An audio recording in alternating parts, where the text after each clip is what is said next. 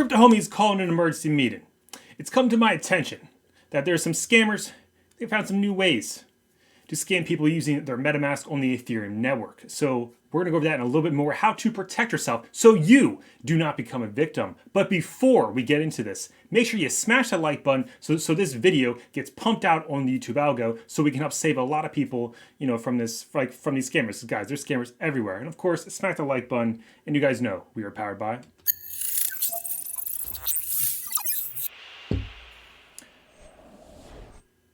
getting straight to the tweet that made me aware of this, guys, revoke.cash. Guys, you can go to revoke.cash and you can actually see what allowances you're allowed on your Ethereum wallet. This is nothing new. We've talked about that. There are scams. There's like a revoke.io. There's like revoke.whatever. There's scams trying to get you. Please, they do come in my Twitter DMs. I'm sure you get them as well. Do not fall victim to those scams. But it's pretty cool. They go over something that I actually personally was not aware of. So it says not every allowance is created using an approved transaction. So that's what I was aware of. I thought that's the only way it could happen. It says certain tokens can also set an allowance with just a gasless signature. That kind of surprised me off guard a little bit. That's a little scary, if you ask me. It says to keep you safe from scams, they say their extension now warns when you're about to sign one of these gasless approvals. Interesting. I was not aware before, before I did the research for this video, that they had such thing. It says last week, this person shared a comprehensive thread on how signature-based allowance works, as well as an example of someone losing $500,000 in USD because of this scam, which we are going to go over. But it looks like there is a browser extension you can go to. Like they have it here, a link to it. I'm very skeptical when it comes to any crypto browsers. Extensions when it comes to any crypto app on the phone. I'm very, very cautious. I would expect you to do so as well. So just be careful. Even though this seems like it's good, still, I'm not trusting it at this moment. Personally, you have to make that own opinion for yourself. My personal experience with crypto, it never hurts to err on the side of caution because there's a lot of scammers out there. They make a lot of money and they're willing to do anything to get a couple bucks. But anyways, going into actually how this new way where they can basically just drain your MetaMask without you really being aware, because it doesn't say like approve all. It says, do you know a simple signature MetaMask can drain your wallets? A very experienced user, top 10 by DGen score, lost almost $500,000 in an exploit today, which this apparently was back on the 18th. But the revoke cash thing was today. It says, of course, you could be next. A short thread on how it happened and how you can avoid such exploits in the future, guys. This is the part that's very important. In my personal opinion, I hope you think is important as well, because this can affect anybody. Guys, they said top 10 GGen by score. I don't know how we really ranked that. Probably just an SEO thing, if you ask me. So it starts off by saying it was a quiet afternoon when Joe, to change his name, noticed 469K USDC left his wallet. Guys, if I had that kind of money in my wallet, I would be freaking out if it just disappeared. It wasn't a simple transfer, which meant an attacker apparently didn't have access to Joe's wallet. So at least he knew that off the bat. It was a malicious contract that drained all USDC from his address. Guys, I don't know about you, it just makes me sick to my stomach to think about that. Like, they could just be sitting there waiting. Bam, they just transfer everything out. Oh, it's terrible. Anyways, here we need to pause the story to explain some technicalities. USD token is a contract on Ethereum. It has many functions which define how we interact with USDC and what can be done with it. So let's focus on two functions. We got the transfer function and transfer from. They have a screenshot here showing all the different functions.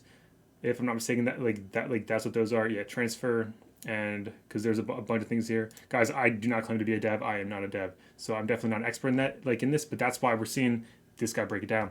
So the transfer function, when you move USDC or other US ERC20s between wallets, you use transfer function, which makes sense. It moves tokens from the caller, the address that calls the function, to the other address. Okay. To maliciously use transfer on your behalf, someone would have to get control over your wallet, which I'm pretty sure we're all aware of that. Yeah. And then transfer from says, when you interact with contracts, they use transfer from to move your tokens. They can take up to the allowance amount which you set in approved function, which I'm sure you're aware of that as well. I know I personally am.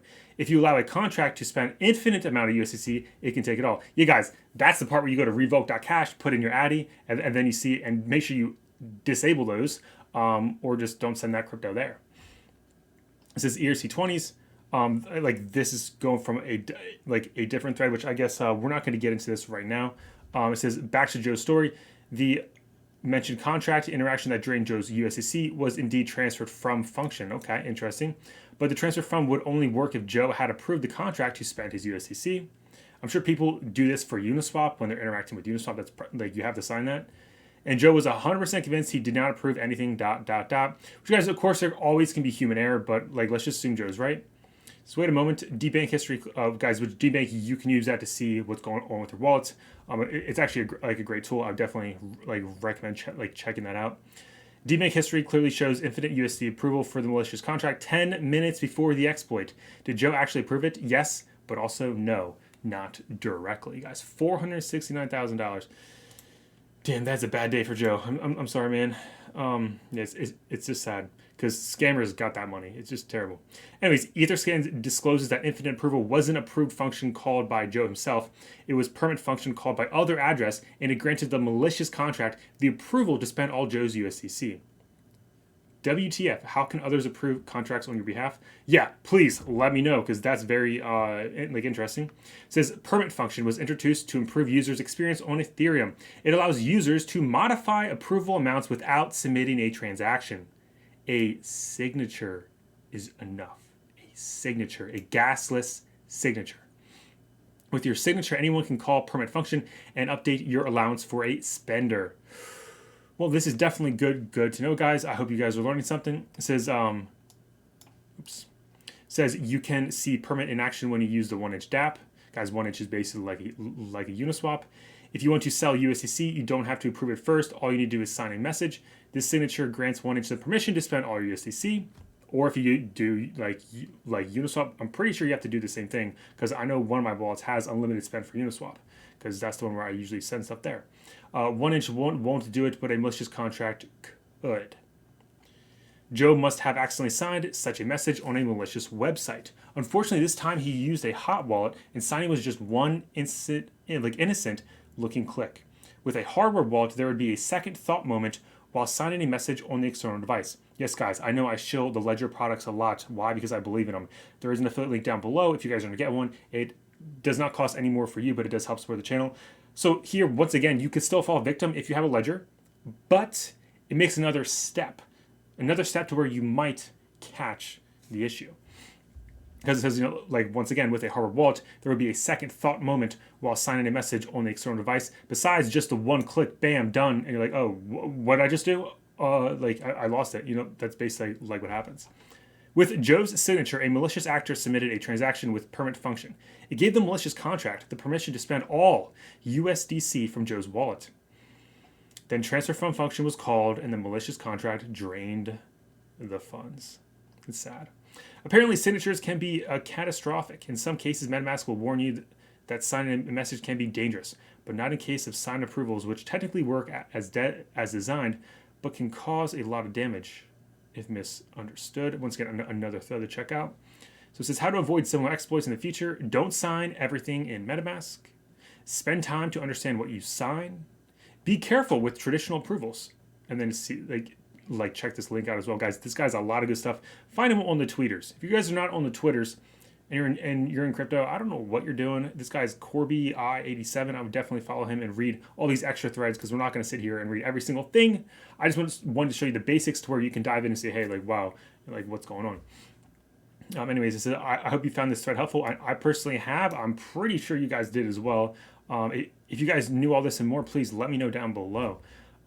Anyways, so of course, follow him. I would definitely suggest following him. Actually, am I even following him? We're going to smash that follow button. Okay, so do that, guys. This is something to educate yourself about. Please take this serious. I understand when it comes to security, it's lame, it's boring, it's not fun. It's not fun to talk about because people are just, oh, it's lame. But, people say they give up the private keys or the wallet just got drained. Now, all of a sudden, they're ready to learn and understand how to take security serious. So as always, guys, multiple email addresses, a unique email per exchange, unique passwords that are just random numbers and letters. You should probably be using 2FA Google Authenticator, if not a Yubico key. If you're using 2FA SMS where it sends a code to your phone, you are doing yourself a disservice and you're going to get hacked. It's only a matter of time. It's not if, it is only when. So please take that very serious. The Google like the Google Authenticator is free, costs you $0. Go on your phone, pick up your cell phone, go to the App Store if you have an iPhone or whatever's on Android. You type in Google Authenticator, it pops up. Use it. It's free. It doesn't cost you any money. Yubico keys do. They do cost you a little bit of money, but that's if you want to take it a little more extreme. Completely up to you. I'm just saying, at least start with the Google Authenticator, and then potentially, if you're willing to spend a little bit of bucks, like check those keys out as well. But yeah, but still, just the basics, guys. Unique emails, unique passwords, and just simple Google free authenticator.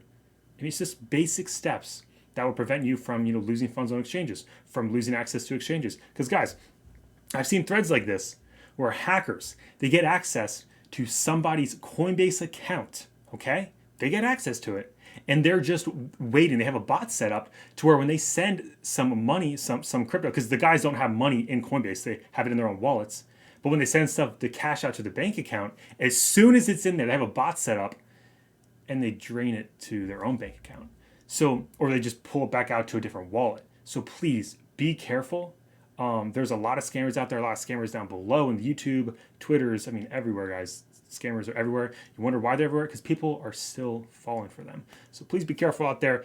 Let me know your thoughts, comments down below. If you think this was a useless video, guys, you guys learned something, let me know.